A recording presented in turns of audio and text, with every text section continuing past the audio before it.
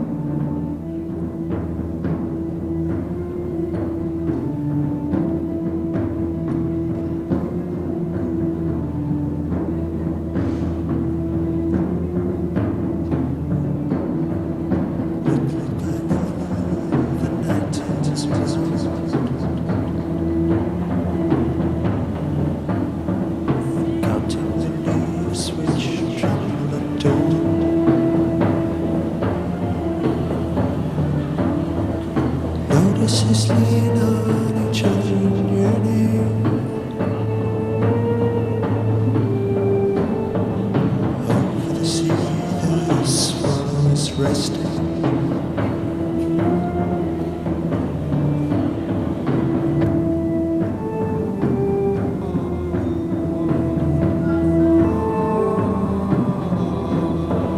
Set the controls for the heart of the sun.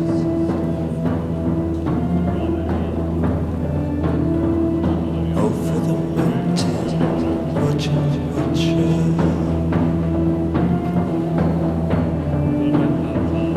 Breaking the darkness, waking the grapevine. 1 inch of love is 1 inch of shadow.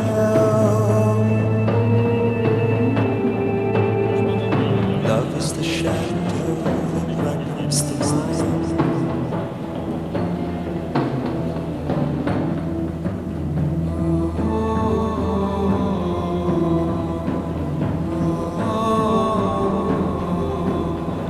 Set the controls for the heart of the sun.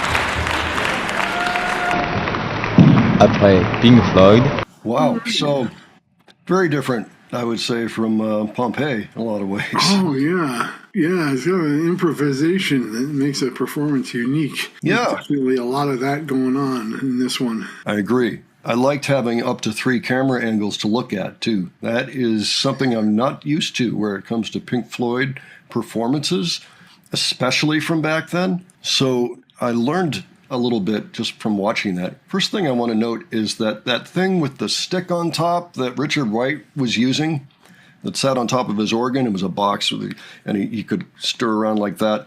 That's an omnidirectional tool that I think will send his organ, or maybe one of his keyboards, maybe the whole thing, I'm not sure, maybe the whole mix of keyboards, around the room as set in quad, assuming they were working in quad. And I think they were working in quad somewhat in 1971. So we've talked about the Grateful Dead being kind of on the vanguard of new sound implementation in concerts, rock concerts. Pink Floyd was also there trying new things at the time.